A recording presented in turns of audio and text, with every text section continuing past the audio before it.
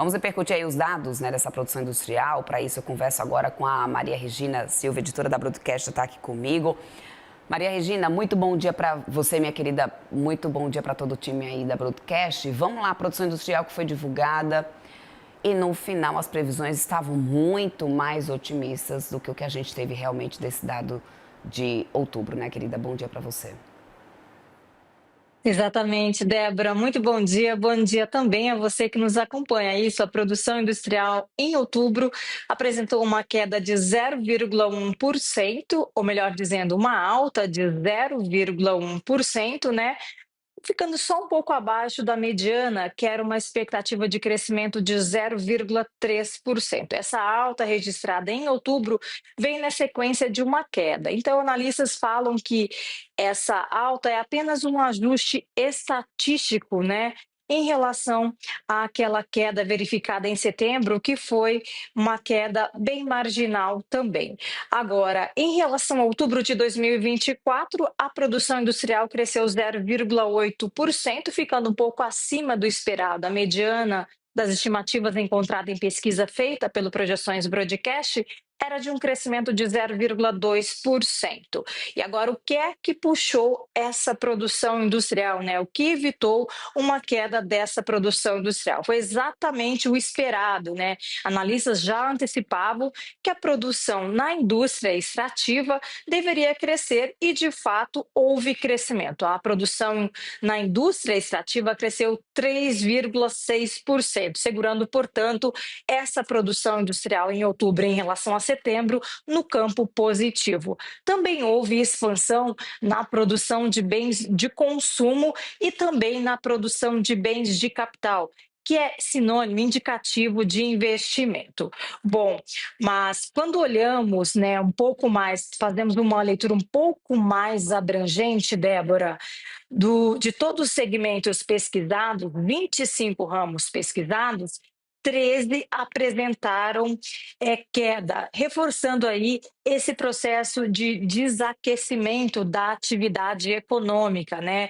A economia vem mostrando ainda uma certa resistência, mesmo com esse juro alto, né? Estamos falando de uma Selic de 15% ao ano. Então, quando olhamos para um pouco mais, uma leitura mais abrangente, né?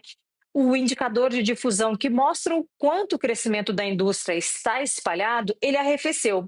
Ele saiu da faixa de 53% em setembro para 44% agora.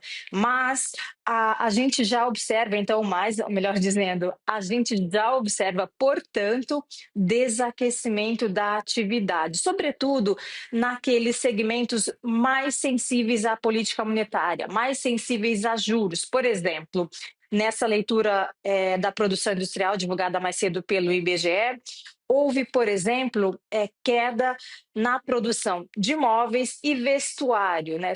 Setores que acabam ali sentindo mais diretamente, já diretamente, né, com mais, são mais sensíveis mesmo à política de juros, né, Selic aí de 15%.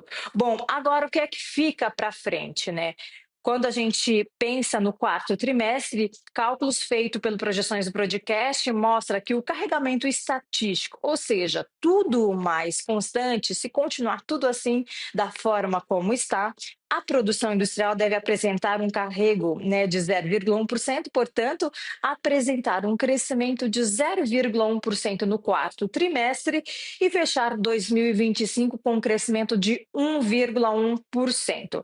E aí estamos falando de um crescimento bem inferior ao visto em 2024, quando a indústria cresceu 3,1%. Então, a despeito, né, desse reflexo ainda não atingindo totalmente, né, o consumo, a indústria, né, desse juro alto, já tem sim reflexo dessa política monetária apertada, né? Afinal, projeção é de uma alta de 1,1% na produção industrial neste ano, depois de um crescimento de 3%. Assim, segundo o economista do Banco BV, Carlos Lopes, por conta desse crescimento da indústria extrativa, pode ser que o PIB da indústria apresente um crescimento aí um pouquinho maior na reta final do ano, mas claro, ainda sem pelo menos as primeiras avaliações, sem comprometer substancialmente, o que eu quero dizer, sem elevar consideravelmente as projeções para o crescimento econômico. Você disse há pouco, né,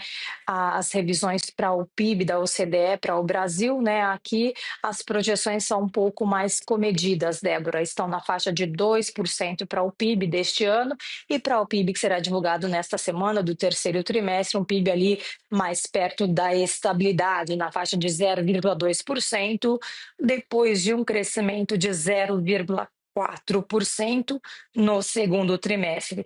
E agora, Débora, o que é que fica em relação à política monetária? Temos semana que vem decisão do Copom, né? A expectativa, pelo menos por enquanto, é de que o Banco Central, apesar de todos os dados, né, dados com sinais divergentes, né, CAGED mostrando uma desaceleração mais firme, e agora essa indústria ali meio que no 0 a 0. Então, a avaliação é de que o Banco Central deve manter a postura cautelosa e as divisões permanecem. Selic pode começar a cair em janeiro para alguns, para outros pode começar a cair em março. Débora.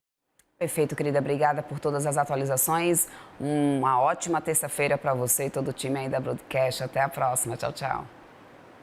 Eu que agradeço. Ótimo dia Até para mais. vocês. Obrigada.